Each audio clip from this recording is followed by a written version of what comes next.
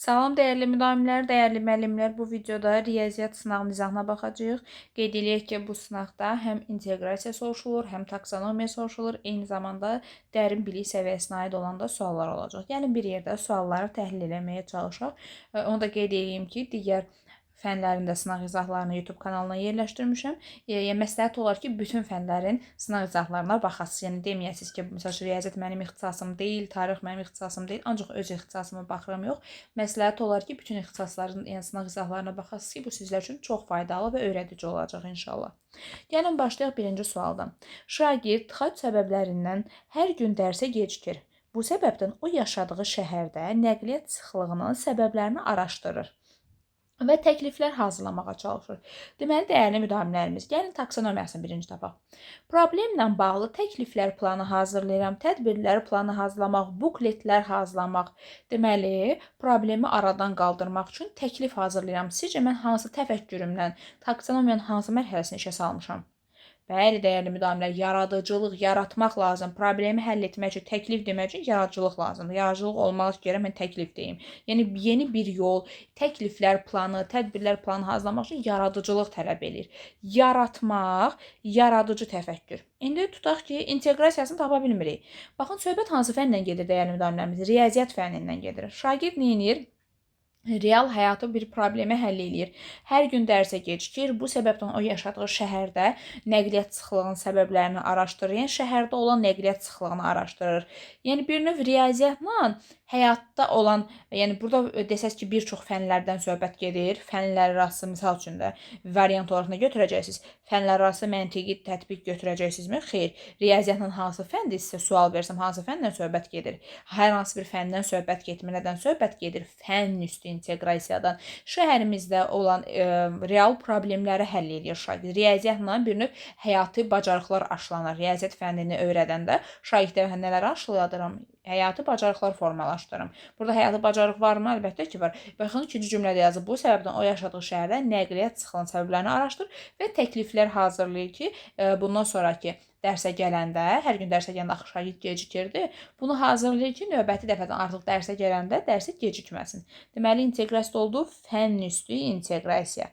Öyrəndiyi riyaziyyatı bir növ fənn üstü inteqrasiya əlaqələndirdik. Bir də oldu düzgün cavab C variantı. Gəlin baxaq ikinci suala. Mövcud su sərfiyyatını xətti funksiya kimi qurun və qrafikini çəkin. Sonra istehlaka görə ən azı 3 intervaldan ibarət parçalı tarif modeli hazırlayın. Deməli, bunlar model hazırlamalıdır. Hər iki modeli qrafik və cədvəl əsasında az, orta və yüksək istehlak üçün müqayisə edin. Hansının daha ədalətli olduğunu əsaslandırın. Təklif etdiyiniz modelin uzunmüddətli təsirlərinə dair riyazi əsaslı nəticə çıxardın. Deməli, uşaqlar bununla bağlı tarif modeli hazırlamalıdır və sonda da uzunmüddətli təsirlərinə dair riyazi əsaslı bir nəticə çıxarmalıdır. Bu tapşırıq dərin bilik səviyyəsi nəzəriyyəsinə görə dəyərli müdavimlərimiz, dəyərli müəllimlərimiz, sualın şərtinə bir də qayıdaq. Deməli, 4 dənə dərin bilik səviyyəmiz: xatırlama, bacarıq, anlayış, strateji düşünmə və genişləndirilmiş düşünmə. Bu hansına aiddir sizcə? Deməli, intervaldan ibarət parçalı tarif modeli hazır. Bu model hazırlayır. Baxın, şərtdə yazılıb. Məlumatları fərqləndirir, əsaslandırır və model hazırlayır. Model hazırlamaq nəyə aid idi? Real həyati problemlər həll olunur və sonunda da bir model hazırlayırıq. Nə idi? Baxın, mövcud su sərfiyyatı xətti funksiyası kimi qururlar. Su sərfiyyatına bağlı bir model hazırlayırlar. Bu hansı səviyyə aiddir? Bəli, dəyərli müdavim, bu genişləndirilmiş səviyyəyə aiddir. Bu genişləndirilmişdir. Variantlarda genişləndirilmiş axtarın. Digər variantda sürətli şəkildə çıxa bilər. Xatırlamalıq bir şey varmı? Xatırlama çoxdan keçmişik. Biz orada məlumatları əsaslandırırıq, nəticə çıxardırıq və model hazırlayırıq. Xatırlamaq getdi. B variantına baxırıq. Aha, genişləndirilmiş düşünmə düzdür. Çünki məlumatları qruplaşdırmağı, qrafik oxumağı və sadə riyazi əlaqələri izah etmək tələb olunur. Axırda nə tələb olunur sizcə? Təklif etdiyiniz modelin uzunmüddətli təsirinə dair riyazi əsaslı nəticə çıxarmaq tələb olunur. Nəticə çıxarmaq tələb olunur. Ona görə B-ni götürmürəm. Əvvəli düz gəlir, axırı səhv gəlir. Sadə əlaqələri izah etmək yox. Sonda deyir, bu uzunmüddətli təsirə aid olan məlumatları əsaslandırın deyir. Daha doğrusu istəyirəm, nəticə çıxarın deyir. Riyazi əsaslarla özü nəticə çıxarın deyir. Ona görə B-ni sildik. C variantına baxırıq. Strateji düşünmədirmi bu? Xeyr. Əgər əsaslandırın sözünə görə strateji götürürsünüzsə, cümlənin əvvəlində axıyazı baxın. Şagird bununla bağlı tarif modeli hazırlayır. Artıq stratejini keçmişik biz.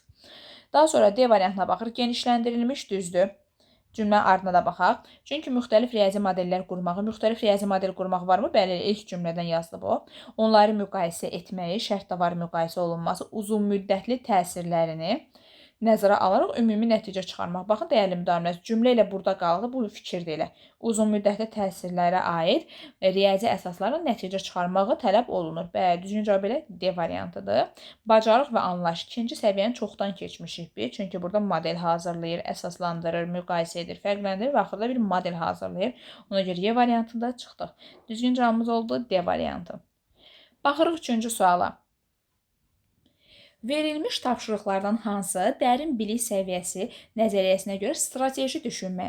Demək, dəyərli müdavimlərimiz, strateji düşünmə neçənci səviyyə idi? Strateji düşünmə, bəli, 3-cü səviyyədir. Gözləyirəm ki, məndən qabaq özünüz cavab verəsiniz. Bəli, bu 3-cü səviyyədir. İndi deyir ki, düşün variantlardan 3-cü səviyyəni axtarın. Gəlin bir yerdə axtaraq. Kvadrat funksiyasının ümumi düsturunu yazmaq. Düsturu bilmək, tərifi bilmək, faktları bilmək hansı səviyyə aiddir? Bəli, dəyərli müdavimlər, xatırlanma səviyyəsinə aid. Bu 1-dir, bunu çıxdıq. Verilmiş qrafikə baxaraq funksiyanın maksimum nöqtəsini müəyyən edin və izah edin. İzah edin, müqayisə edin, əsas ideyasını tapın və s. Bu 2-ci səviyyədir, bacarıq və anlayış səviyyəsi. Bunu da çıxdıq. Bizə neçə lazımdır? Bizə 3 lazımdır.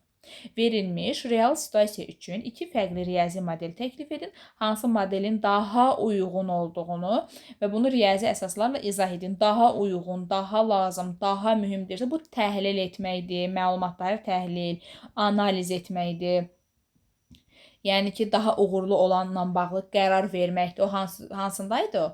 Bəli, təhlil etmək, qərar vermək, nəticələri əsaslandırma hamısı hardaydı? Strateji düşünməyə aiddir. Bəli, dəyərli müdavimlər. Deməli, düzgün cavabımız elə C variantı. Bizə də 3-cü səviyyə lazım idi. O da C variantıdır. İzah ediri görən kimi dəyərli müdavimlərimiz deyib 2-ci səviyyə götürmürük. Çünki cümlənin əvvəlində görə nə yazıblar? 2 fərqli riyazi model təklif edin. Hansı model daha uyğun olduğunu seçməyə görə analiz eləyəsiniz, təhlil eləyəsiniz ki, biləsiniz. Artıq 2-ci səviyyəni biz çoxdan keçmişik. Deməli, biz hal-hazırda 3-cü səviyyədəyik. Düzgün cavab oldu C variantı. D-yə də baxaq. Dəyişənli funksiyaların hər bir intervalında qiyməti hesablayın. Hesablayın, həll eləyin deyirsə, bu hansı düsturu bilirəm, düsturdan istifadə edib həll eləyiriksə, yəni nə edirik? Bacarığa çeviririk. Bu 2-ci səviyyədir. Verilmiş düsturdan istifadə edərək funksiyanın qiymətini x bərabər 2-ni hesablayın. Düstur var, hesablayırıqsa hansı komponentə aiddir? Hansı səviyyəyə uyğun olacaq sizcə? Bəli, dəyərli müdavimlər. Düsturun özünü demək xatırlamadır. Düsturdan istifadə edib artıq həll eləyirsə, bacarığa çeviririk artıq. Bu 2-ci səviyyədir. Düzgün cavabımız oldu C variantı. Bütün variantlarda təhlil edirik ki, ağlımıza qaranlıq qalan heç bir məqam olmasın. Baxırıq 4-ə. Şagird kəsik konusun sahə düsturundan istifadə edərək dəyərli müdavimlərimiz, dəyərli müəllimlərimiz, bu keçən sertifikasiyasına da düşmüşdü, MİQ imtahanına da düşmüşdü, ona görə xüsusən burada diqqətli oluruq. Sahə düsturundan, ümumiyyətlə düsturdan keçən informatika müəllimlərində də var idi bu sual. Yəni bu sual yox, yəni düsturdan istifadə etmək nümunəsi informatika müəllimlərində də var idi. Riyaziyyat öncəki illərdə riyaziyyat sertifikasiya imtahanına da düşmüşdü. Deyək ki, sahə düsturundan istifadə edərək, dəyərli müdavimlərimiz, yeni qaydaya əsasən bunu dərsdə bildirmişdik. Düsturdan istifadə edib misalı həll edirik. Məsələn, Pifaqor teoremindən istifadə edərək misalı həll edin, məsələni həll edin. Filan düsturdan istifadə edib həll edin. Şərtdə nə yazıb? Sahə düsturundan istifadə edib həll etmək, anlamaq mərhələsinə aiddir. Bəli, dəyərli müdavimlərimiz, bunu xüsusən qeyd edirik ki, bu yenilik düşəcək imtahanda. Düsturdan istifadə edib misal, məsələ həll etmək, düstur olsun, teorem olsun və s. də, yəni düsturdan istifadə edib misalı məsələ yazmaq anlamaqdır. Misalı yazırsınızsa biliyin növü nədir burada? Həll edirsiniz, hesablayırsınız, müəyyən iş gedir, müəyyən bir proses gedir.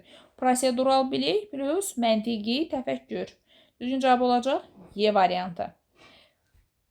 Hətta dəyərli müdavimlər, baxın, anlamağı götürəndə variantı avtomatik tapa bilərsiniz. Və yaxud düşünürsünüz ki, C variantıdır, prosedural düzdür, anlamaq düzdür, tənqid, təfəkkürlük nə var ki, burada mövqe bildirdik, fikir əsaslandırdıq mı, yox. Bu məntiq lazımdır, misal məsələ həll eləmək üçün. Deməli, düzgün cavabımız oldu Y variantı. Baxırıq 5-ci suala. Bəzi insanlar hesab edir ki, faizlə hesablamalar gündəlik həyatda ən vacib riyazi bacarıqlardan biridir. Digərləri isə düşünür ki, ölçü vahidləri ilə işləmək və çevirmə aparmaq daha tez-tez istifadə olunur və daha vacibdir. Gündəlik həyatda bu iki riyazi bacarıqlardan hansı daha vacib hesab etmək olar? Bu hansını daha vacib hesab etmək olar?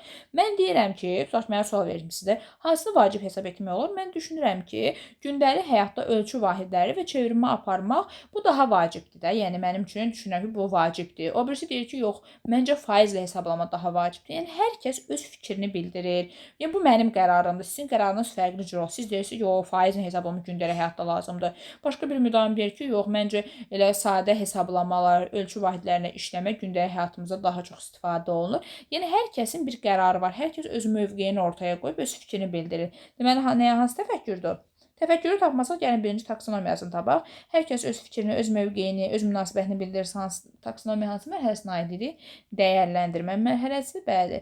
Təfəkkürü nə götürəcəksiniz? Tənqidi təfəkkür. Düzgün cavab oldu 5-ci sualda da C variantı. Riyaziyyat testlərinə aid olan sınağın izahını bitirdik. Ümid edirəm ki, hər biriniz üçün faydalı oldu.